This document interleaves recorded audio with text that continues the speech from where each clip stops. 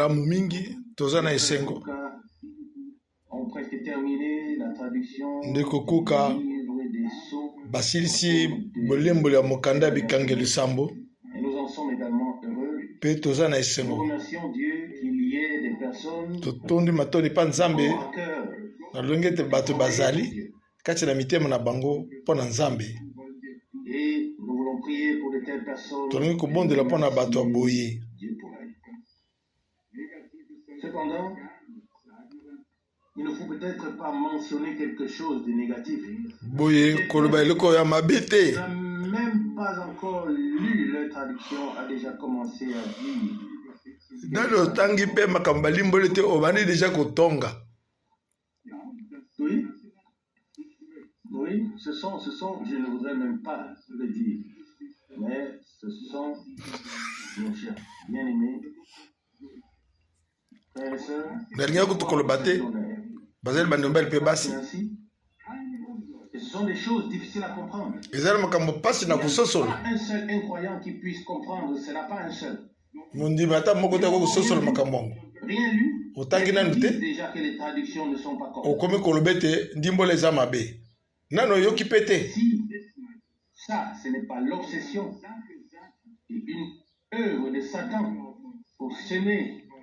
Wana ibenza eza musale ya Satan pona kuchia mubulu kati na mukambo na Nzambe. Il est écrit dans un psaume que les ennemis ont envahi le sanctuaire. Na psaume bakomi. Il est écrit ont commis des dégâts. Banguna bakoteli etumbelo basali mabe koleka. Et je cite ici frère Branham qui dit. Ah na tangi Branham alobi. Parlez en bien les uns des autres. Loba ni malamu pona baninga na basusu. Et c'est le signe d'un enfant de Dieu. Oui, que l'on souligne simplement les choses positives. On en parle, pas les choses négatives. Rabaisser les autres. En tout cas, j'ai eu une conversation très brève. Complètement abattu. Je ne sais plus exactement qui. Azalaki abattu. En tout cas, cela n'a pas duré 5 minutes. Kasi tanto sololi na minute mitano ekoki pete. Ndeko akobi na esengo. Une brève conversation a fait en moi. Je ne le croirais pas. Une conversation positive, une conversation qui fortifie, qui est. Masolo ezoko lendisa. Ça fait bien à tout le monde. Et nous en avons tous besoin. Nous débarrasser totalement des choses négatives. Comme si elles n'existaient plus. Avec Dieu. En nous laissant guider par l'Esprit. Afin que d'autres soient bénis. Amen. Nous avons entendu beaucoup de choses. C'est une lettre très brève, très courte, que Jude écrit. Mais elle exprime beaucoup de choses. Dans cette lettre de Jude, est contenu beaucoup de choses. Déjà au verset 3. Jude, verset 3. Balingami. Comme je désirais vivement vous écrire au sujet de notre salut commun, exhorter à combattre pour la foi qui a été transmise.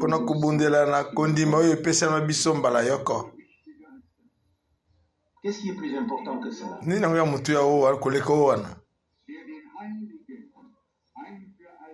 Combattre pour la foi qui a été transmise. Nous croyons que cela demeurera jusqu'à la fin. À tous, mais à ceux qui ont été sanctifiés. Bien-aimés.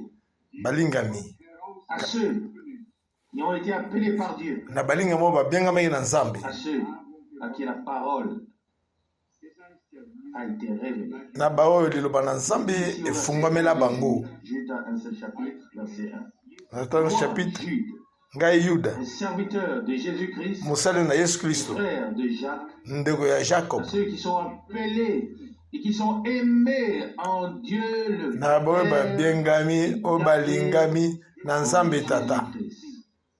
Na kati ya Yesu Kristo. Que la miséricorde, Na mawa, kimia, l'amour bolingo. vous soit multiplié. Amen. E fulu melekela bino kimia. Il y a Mozindo. déjà dans ces paroles. Oiza na liloba oyo. À ceux qui sont appelés, Na baoyo babiengami. qui sont aimés O balingami. par Dieu le Père. Na Nzambe Tata. J'ai une lettre sur mon bureau. Nazala mokando na biro na. Quelqu'un voudrait savoir comment comprendre Jean chapitre 17. Moto alinga kososola. Notre Seigneur dit, Jean chapitre 17. Glorifie-moi auprès Quand de la gloire kumisa que ngai j'avais auprès de toi. na kembo nazalaki nango pembeni na yo liboso ete mokili esalama. Jean 17, verset 15. Marc 17 verset 15. C'est si majestueux, si glorieux, si révélateur. Mo verso ya mutuya koleka. Le contexte. Dieu a pris cette décision depuis toute éternité. Nzambe azwi mokano oyo uta Jésus mokili. était l'agneau de Dieu, Azalaki mwana mpate. destiné à mourir pour nous avant même la fondation du monde. Akabamaki mpo tokufa liboso ete Nous mokili étions esalama. destinés Biso à être sauvés avant la tokanamaki fondation te du monde. tobikisama liboso mokili esalama. N'a pas commencé à planifier Nzambe après que quelque chose abandaki a kobongisa te. commencé. Non, Mais le plan de abandi Dieu kobongisa était lelo te. terminé avant le commencement. asilisi mwangu na ye liboso ete mokili ebanda. C'est pourquoi notre Seigneur Ete na nkolo na biso azoloba glorifie-moi auprès de toi-même de la gloire que kembela ngai na kembo oyo nazalaki nango liboso na yo. dire la même chose. Biso mpe tokoloba ndenge moko. Glorifie-moi auprès de toi-même Kembela de la ngai gloire que j'avais auprès de pembeni toi na yo avant que le monde. na kembo oyo nazalaki nango epai na yo liboso ete mokili esalama. Alleluya. Quelqu'un demandera, étais-tu déjà là à moto l'époque? akotuni yo ozalaki wana na ntango wana. J'étais déjà là. Oui, nazalaki wana. Je ne m'étais pas encore, je n'avais pas encore été manifesté. Kasi namonisamaki Il te. en était de même pour notre Seigneur. Ezali ndenge moko mpo na nkolo na Dans biso. le plan de Dieu, tout était déjà décidé. Na mongo na Nzambe manso esili kosalama. Allait tomber. Ayebaki te moto oyo akelaki akokweya. Lorsqu'il allait former Lucifer, Moto oyo akosala akokweyisa Lucifer akokweyisa moto. mis les pierres précieuses sur son vêtement, il savait qu'il allait renverser le monde entier. Nzambe atiaki bilamba na mutuya kasi ayebaki te akokweyisa mokili mobimba. Que Dieu a été surpris. Tokoki koloba Nzambe basutukisaki Nzambe te. Nzambe ayebaki nyonso. Branham dit que Dieu avait en lui des attributs. Ndeko Branham alobi Nzambe kati na ye azali na makambo oyo esengeleki azala lokola mobikisi. Tout cela devait se manifester et se manifeste aussi. Et ainsi, Nyonso wana esengeli emonisama mpe ezomonisama mpe et dans le bon ordre. na molongo Au plan éternel et à la volonté de Dieu. na mongo ya libele ya Nzambe. Nous pourrons aujourd'hui, oui, j'aurais même pu dire, nous pourrons parler avec sagesse. Tokoki koloba na bwanya. Nous pouvons être reconnaissants car nous lisons dans Ephésiens chapitre 1 verset 3. Tozola na matondi Il nous a prédestinés na Ephésiens 3 kasi asila kobongisa biso yambo irréprochables devant lui dans ce monde. tozala Tous kozanga pamela liboso na ye. fondation du monde. Apocalypse chapitre 13 verset 8. Tous adoreront l'Antichrist. Tous ceux Apocalypse dont 13 verset 8. ne sont pas écrits Banso bakogumbela motelemele Kristo baoyo nyonso to kombo na bango ekomami na buku na bomoi te ya mwana mpate. les noms aujourd'hui. Dieu a écrit. Nzambe azokoma bakombo lelo te azokoma bakombo kala liboso ete mokili esalama Avant que les choses n'existent. liboso ete makambo emonisama na miso. De savoir que nous sommes inclus, intégrés. Nakoyeba ete biso toza na kati ya mongo ya Nzambe wana. Mwango wana ya lobiko bosukisami ndenge nini ya lobiko kati na mitema na biso. Nzambe aza teke lelo azwi ngai lobi abwakisi ngai te. Nzambe na biso bolingo ya seko na ngolu. Amen. Zuka nde bomoi na seko elingi koloba bomoi mpo na seko na seko. Soki toza nango toza nango kaka. Amen. Puis-je régner un fils ou une fille que j'ai engendré? Nako kuwanga na mwana obi mwana masinga na bota. Alors je ne peux pas les régner. Nako kuwanga na bangote. Ils sont là. Je ne peux pas régner. Ce qui existe, qui est là. Tous ceux qui sont nés de Dieu. Bazawana. Nako kuwanga na bangote. Bao nyonso to babotemi na Nzambe. Ata bazokola na nzela na bango. Dans ses reins. Bazaki kati na ye. Ata bazokola na nzela na bango Nzambe akozonga kaka. À lui. Akobenda bango banso. Oyo so ye. Il ne les perdra pas. Amen. Akobungisa bango te. Amen. Afin que l'écriture s'accomplisse. Pote likomeko kisama. Il n'y a que le fils de la perdition. Il n'y a que le fils de la perdition qui s'est perdu. Bobele mwana libungi nde abungaki. Judas, bien sûr. Judas kasi. Ye nde abungaki. Personne Mosusu te. ne les arrachera de sa main. Moko to botre wango na loboko na ete. Uniquement afin de faire entièrement confiance au Seigneur. Bango ya Nzambe kaka boto botola bango te. Mais vraiment, au Seigneur qui a tout accompli à la croix de Golgotha. Nyonso nkola kokisango na ekulusu na Golgotha. Kondima oyo epesame na bandimi mbala yoko. Ils l'ont.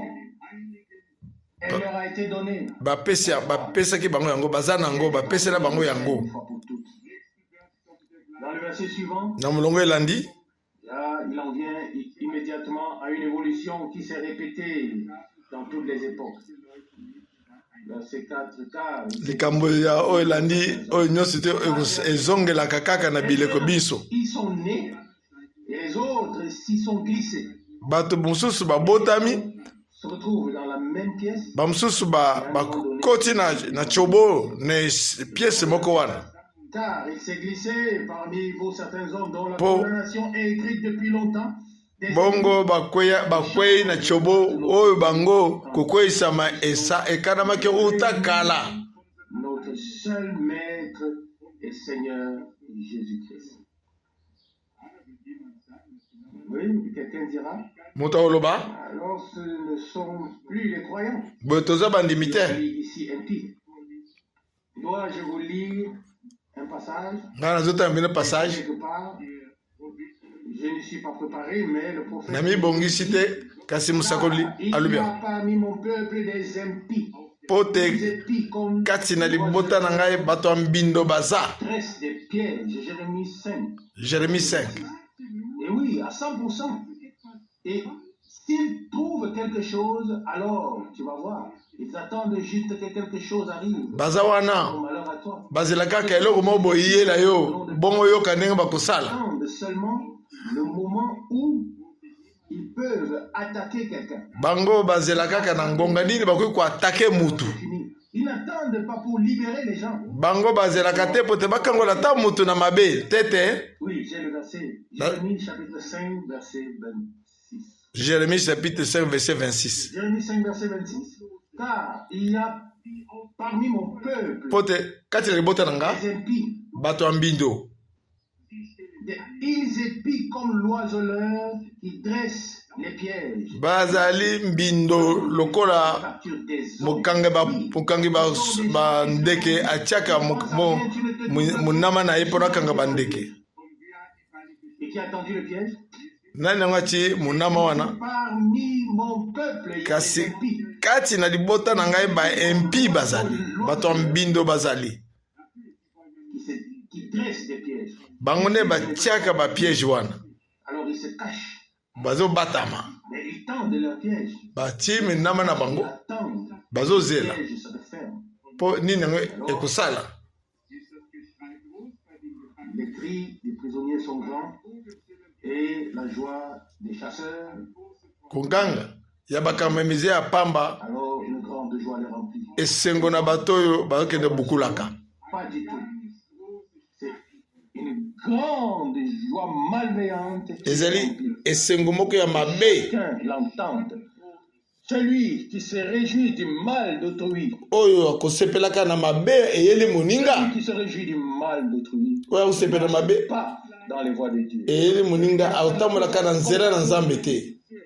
Il a pitié et qui n'est pas prêt à aider abelemite de sa vie. pona kosonga Que dit la parole de Dieu. Si liloba nous nzambe aimons Dieu comme il nous a aimés, alors nous sommes tenus de donner notre vie les uns pour les autres. lokola nzambe na biso alingi biso tosukisa topesa bomoi na biso baninga na bamosusu Afin que les autres y tombent. kasi oyo ati piège na ye motambo na ye po te baninga mosusu bakwela motambo na ye Porter une grande souffrance.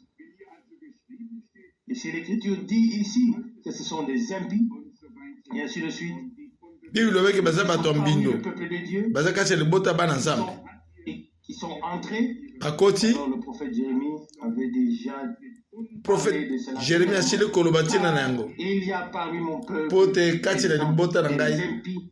bato moko batiaka bato mitambo baza bato ya mbindo J'espère qu'aucun d'entre nous n'en fait partie. nayebi te moko na biso aza Pas de piège, katikati na bato ya mitambo wana ni par la parole, ni d'aucune autre po manière. botiaka mitambo na kasi ata na liloba te ata na lolenge mosusu Avec Dieu, botambola na nzambe et s'il vous bénit sans que vous rencontriez de problèmes majeurs. soki apamboli yo Mais je l'entends sans cesse. kasi nayokaka kaka Je l'ai dit il y a des années. bamboli esi eleki na si nalobi yango Ils au-dessus des nuages et que rien ne leur arriverait ou ne les toucherait. Qu'ai-je entendu au fil des années?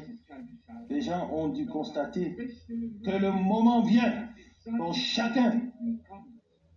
Le moment viendra toujours pour chacun de passer par certaines épreuves. mongonge koya Et heureux, mpona moto na moto akolekana na kati ya momekano équipé et qui s'y attend. kasi esengo na bato baza kozela yango mpe Ici, j'ai écrit ici. Je laisse le S. Bon, ça c'est en allemand parce qu'en allemand c'est Judas. Il parle du S qui est à la fin de Judas et il dit Judas. Ça c'est commentaire. Je laisse le S de côté car il me rappelle beaucoup Judas Iscariot. mpo Du Seigneur. ezolobelanga mingi Pas d'être comparé. Judas Iscariot Judas Iscariot. Il est question de Jude en français. awa etali Il est écrit au Jude verset 5 de Jude. oyo ya Iscariote te oyo atekaka yesu te Rappelez à vous qui savez fort bien toutes ces choses que le Seigneur, après avoir sauvé le peuple d'Israël et l'avoir tiré du pays d'Égypte, fit ensuite périr les incrédules. kolo nsima na kobenda libota na ye libanda na Israele na mboka na libanda na Ejipito bato oyo bamiteme 15 bakufaka na nzela Dans le désert. bakufa nyonso na esobe Ils n'ont pas cru, ils ont péri. baoyo nyonso bandimaki te Pas banyokwamaki à ce que le Seigneur ou ce que Dieu avait dit. Nous voyons même chez les éclaireurs que 12 étaient partis, tomoni na banongi ont rapporté un rapport défavorable. zomi na mibale zomi bamemaki sango ya kolembisa bato mitema Ils ont profondément attristé le peuple. bayokisaki libota Josué, susi Caleb, Josué na Caleb notre esprit, bango bazaki na molimo malamu une autre vue des choses. Vous voyez les mêmes choses, mais ils les regardaient au-delà. bamoni mpe ndenge moko wana kasi bango bataya kotala mosika mpo bazali kondimela nzambe Nous voyons les mêmes choses tozomona makambo moko moko sous nos yeux. eza na miso na biso Nous regardons au-delà. tozomona mosika Nous ne les voyons plus. Mais dans la wana tokomona baminyokoli wana te so tozomona mosika Et puis toutes les choses sont énumérées ici, que Dieu n'a pas épargné, même les anges. Verset 6, il a réservé pour le jugement.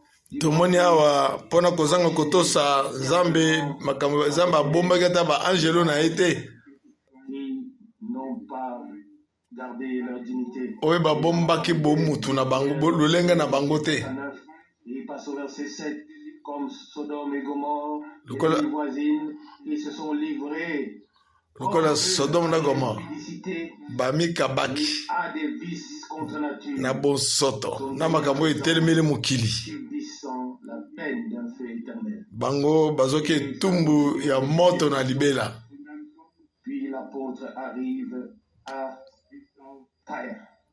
Toma akomi na Kaina. Verset 11, il est écrit, Molongo zomi na moko. malheur à eux. Mawa na bango. Ils ont suivi la voie de Caïn. Pote balandi nzela Kain. Ils s'est entraîné par amour du gain. Bango bamemami na bolingo ya mokili. Et ils se sont perdus Babungi. par la révolte. Comme Corée. Na bubungi ya botomboki lokola Corée. Ce sont des Ndenge basalaki kala. dans vos adages, faisant impudemment bonne chère, se répétant eux-mêmes. Bami bebisi bango moko. Des personnes. Et quand il y a une agape ou quelque chose de spécial, Soki eloko ya kolia ezali.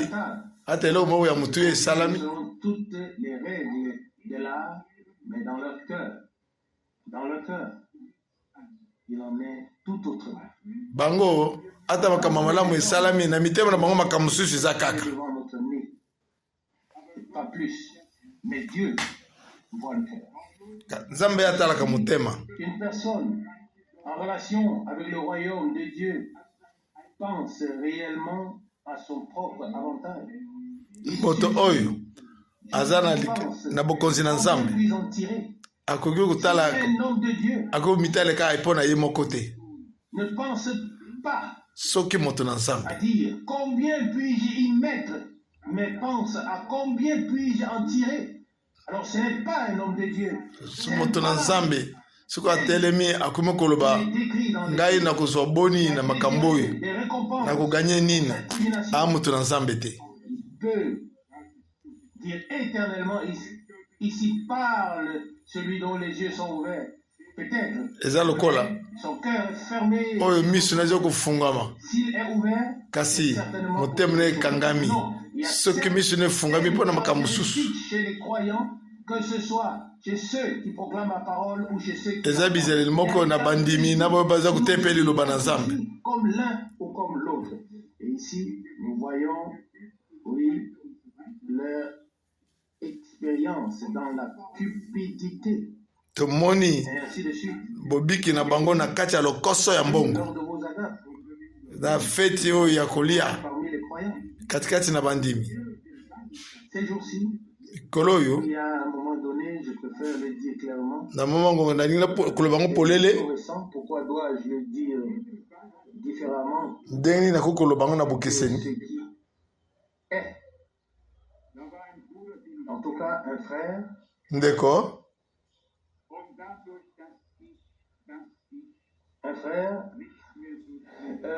j'ai rendu visite à un frère nakende kotala ndeko qui était malade.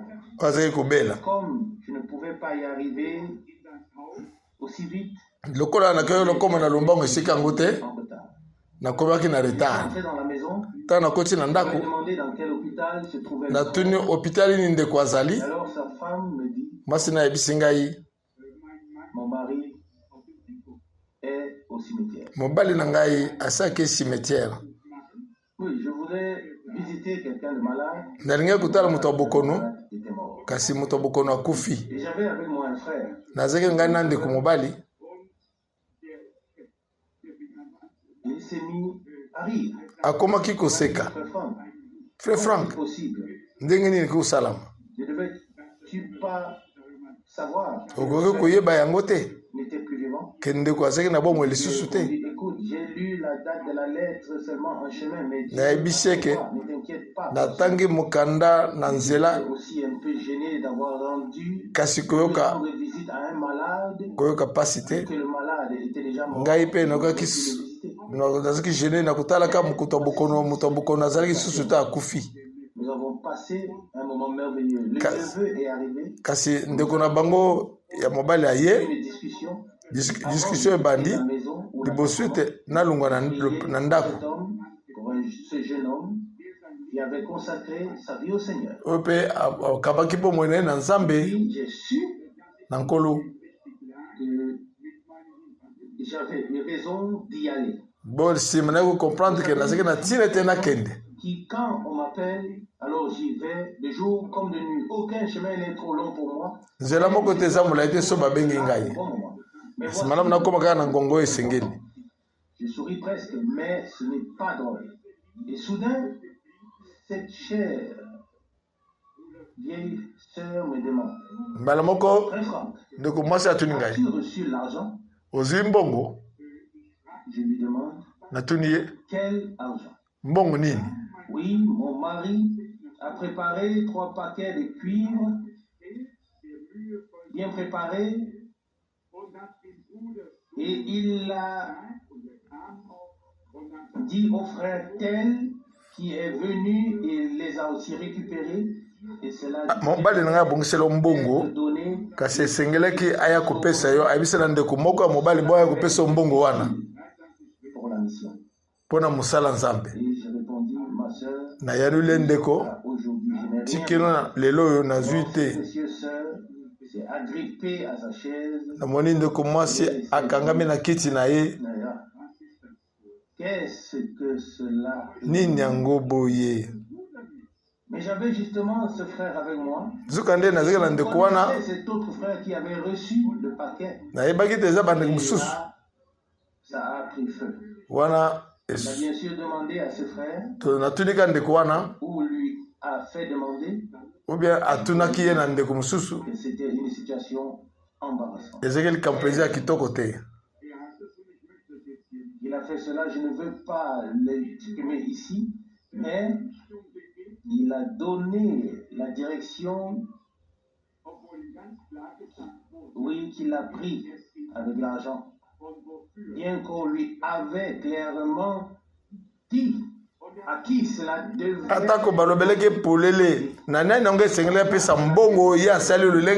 Il savait certainement, il ne s'était certainement jamais attendu à ce que cela soit. Et maintenant, cela a été révélé au grand jour. Ça c'est pas une telle chose. Mais on voit bien que les gens, oui, sont remplis de la foi en l'enlèvement, qu'ils ont déjà abandonné les choses les plus naturelles. Okomona batondi same na kondima ya konetwa makasi batiki na makambo ya mokili te. Mais bandimi enlèvement. Je voudrais être sérieux. J'espère que Dieu le Seigneur, dans sa grande miséricorde, avant le retour de Jésus-Christ, procédera encore à un grand nettoyage parmi les siens. Purifiera également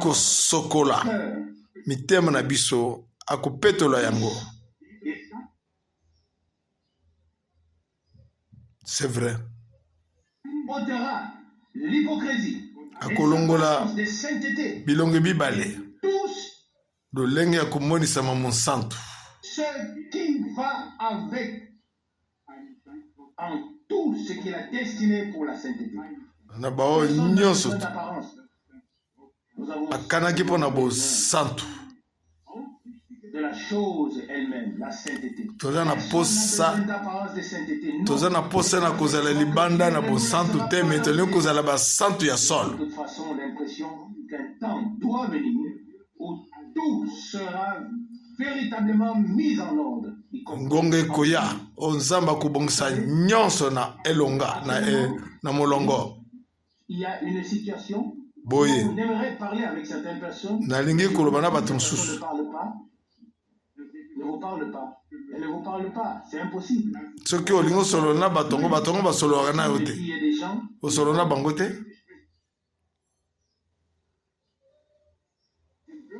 Et si elle parlait,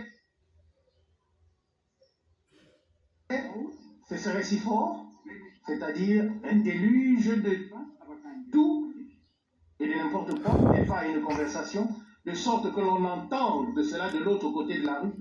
Et ce genre de conversation ne sert à rien. Kosololaka makambo ya mabe eza na litomata moko te. Et cela pour chaque personne qui est sauvée. Oui, toute personne qui est sauvée par grâce et non par mérite. Il faut aussi savoir, pardonnez-vous les uns les autres, vous a pardonné en Jésus-Christ notre Seigneur. Aucun débat n'est plus nécessaire. Quand les débats, quand on veut avoir raison pour exposer personnel, pour exposer son propre point de vue, bato balingi kaka koloba makanisi na bango oyo okokoba kolobaka makambo koto 100 ans biso tokokoba bizaleli wana te biso banso esengeli tozala na se ya nguya Nzambe boye kolinga teke kozala na sa moninga me moto na moto azala na se na ye moko nini yango moto adenonsaki makambo ya bakatolike alobaki na nani yango azolobela makambo wana nani yango azolobela masumu na ye moto akokende na bato bongo te bobele pa ya Kristo kaka bobele pa ya Kristo na pe na kati na kondima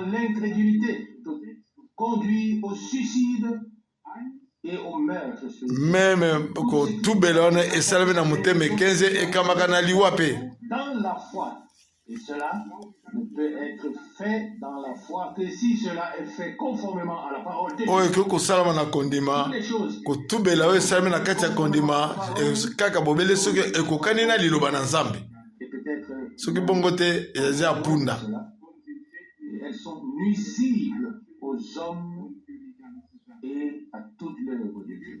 Wana ezali mabe na batu pe na musala nyonso na Nzambe soki esalami ndenge elongobani te na liloba na Nzambe kutubela wana par le vent des arbres d'automne sans fruits stériles 2 fois morts déracinés vers ces batu wana de vagues baza lokola de la mer na kati rejetant na tango ya malamu bakufi mbala mibale bazokobota mbuma te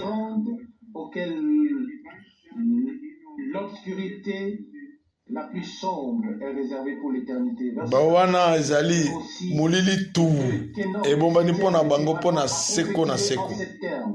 Voici le Seigneur est venu talani ses saintes miracles kolo aye na basantu na ye mpona kosambisa bato mpona kopesa etumbu na bato to ya mabe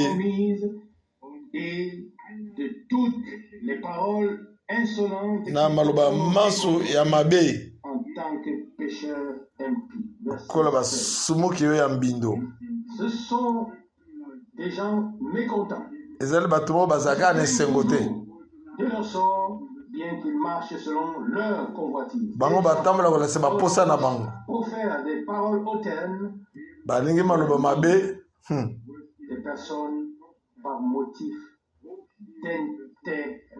bango basala makambo nyonso kana na intérêt de manière la plus claire et la plus précise que ce soit.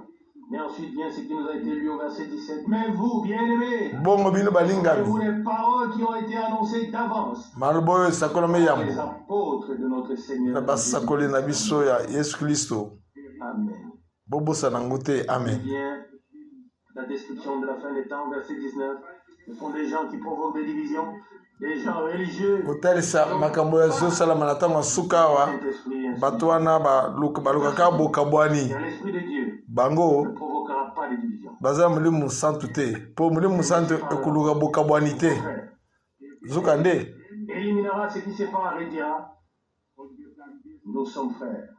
ekoloba biso toza bandeko tobika elongo. Celui qui a le Saint-Esprit moto aza mulimu santu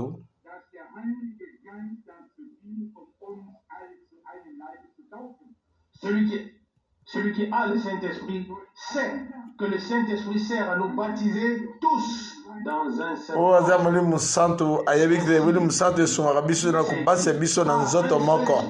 Nous avons tous été baptisés dans le le Saint-Esprit qui m'a baptisé dans le corps du Christ, sera-t-il baptisé le corps? Personne ne peut le croire.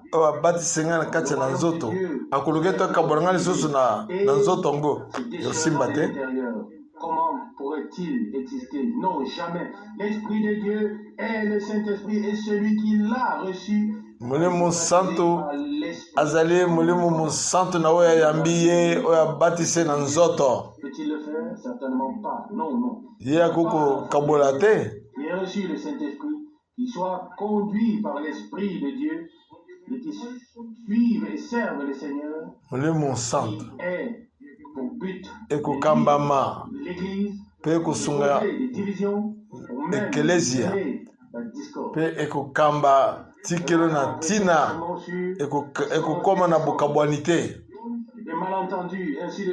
toyoki boye tobosana makambo nyonso wana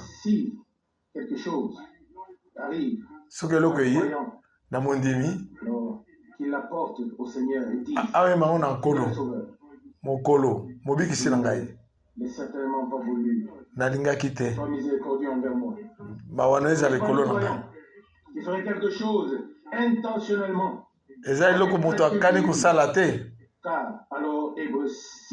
Hébreu 6 ekokisama oyo azosumuka ye moko mposa ya kosala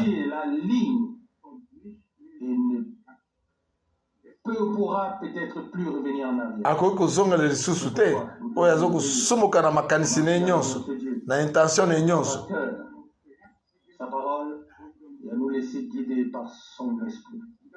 Nde liloba na ye tika te liloba na ye akambama biso mpo tokokisa baposa wana te.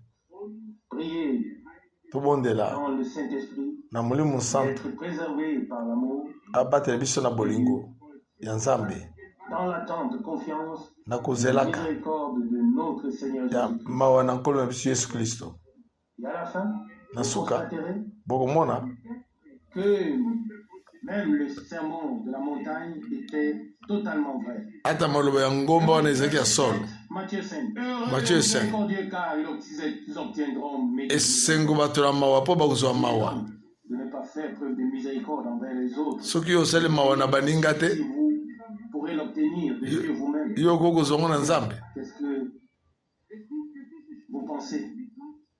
yango nde bozobanza esengo na bato na mawa mpo bakozwa mawa.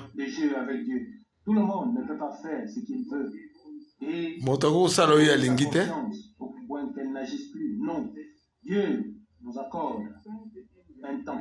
Nzambe akopesi biso ntango mpo na komitala kati na biso. Ntango oyo tokoki komona oyo toluka kati na biso oyo esengeli te ezala. Tokoluka mabunga na baninga te, tokomitalela biso moko. Asunga biso biso banso, asunga yo apamole biso banso na ngolu na ye. Amen. Tobondela tosambela. Kolo na motema mbimba matondi mpona liloba na yo nkolo. Dans ta parole, nous nous reconnaissons. Nous y voyons notre condition au Seigneur. Na liloba na yo tozomona masengisi na biso nkolo. De nous voir et de nous reconnaître tel que nous sommes. Tomimona afin de te reconnaître tel que tu es. Toloba ndenge nini biso tozala mpe tososola ndenge yo oza. Bongo eko kobongola biso. Amen. Kolo tobondeli yo oyo bakomi oyo ya yo na boyo mpe bakokoma ya yo oyo Nzambe na sembo. Tobondeli otia bota na yo libanda milimo ya mbindo pesa bango bososoli ya solo mpo bayeba mpo osala kati na bango. Nini yango bazolandela na makambo makoki nini tokoki kosalela nango kolo. Prends soin de ton peuple de manière visible au Seigneur. Zwa soin na bato na yo La puissance de ton sang. mpona osepelaka na nguya ya liloba na yo ya makila na yo mpe ya molimo na yo. Nous prions pour tous ceux qui sont allés un peu loin. Tobondeli mpona bao nyonso mosika nkolo. Ceux qui ont laissé leur bouche parler, oyo batiki on leur semblait. bebu na bango koloba lolenge na makanisi na bango. Dieu fidèle, Nzambe ya sembo grâce pour la repentance. sala On ngolu reçu le pardon. mpona bolimbisi. À tous. Tozwi bolimbisi tolimbisi mpe bato banso. Aucun doute, nous pouvons le dire. Na kozanga tembe Et donner par écrit tokoki koloba biso banso de tout notre cœur, et nous l'avons déjà fait. Nous te prions, Seigneur, de faire ta volonté parmi ton peuple. tolingi ete osala mokano no kati na libota na yo Part à la première résurrection et à l'enlèvement na bao nyonso kozala elongo na liseko na yambo du chemin. mpe na konetwama Emmenés dans le droit chemin olakisa bango nzela bakobemama na nzela ya solo avec Dieu, le Maître. na Nzambe mokonzi na bango. Bénis-nous, bénis avec nous. Pambola biso Dieu fidèle. Nzambe asembo Exauce aussi ces requêtes particulières, yoka ces prières. kolelela na biso La Tchécoslovaquie, ya Tchécoslovaquie ici, de là-bas, d'ailleurs, au Seigneur. ya bisika na Et bisika. dans ton bras, guéris. Sembola maboko na yo La santé. pesa nguya Les miracles, les signes. kokisa bikamuseli o nkolo Confirme ta parole tatola liloba na yo à ceux qui croient. na oyo bazokondimela yango. Nous te confions aussi les réunions du week-end au Seigneur. Confiance Pour nous une atmosphère bénie. pesa biso lolenge ya bopambolami Ôte toute folie de nous. longola liboma nyonso kati na Tout, biso Seigneur. mpona manso nkolo. Donne-nous des cœurs attentifs. pesa biso mitemo ya angele Discerne mpona bososoli comment l'ennemi veut nous empêcher, ndenge nini monguna alingi apekisa biso paralyser, alingi aboma biso troubler. adécourage biso Fidèle Seigneur. atia biso mobulu kati na Aide-nous à biso le reconnaître. pesa biso makoki ya koyeba monguna ete tomitika ta kamba biso Aller de l'avant. mpo bongo tokende liboso elongo na yo kolo. Nous te prions pour la victoire et le triomphe, pour une percée. Tobondeli yo mpona elonga. Célébrer la Pentecôte, mais nous voulons expérimenter la Pentecôte. tolingi kolobela pentecote te kasi tolingi kobika yango D'esprit et de feu. Louer et glorifier okumisama osanzolama ton nom merveilleux kombono ya et kitoko saint. ya bule. Alléluia. Haleluya, Alléluia. haleluya, Alléluia. haleluya. Gloire au Dieu vivant. Kembo na Nzambe na bomoi Et en éternité. mpe seko na seko. Élève-toi, Seigneur. Telema nkolo Afin que tes ennemis soient dispersés loba lisusu et rétablis ton ete sanctuaire. banguna na yo Et bapalangana aussi, otia sanctuaire na yo nkolo. comme tu l'as promis. Nzambe alaki yango Jésus. na kombo na Yesu Kristo. Amen. Amen.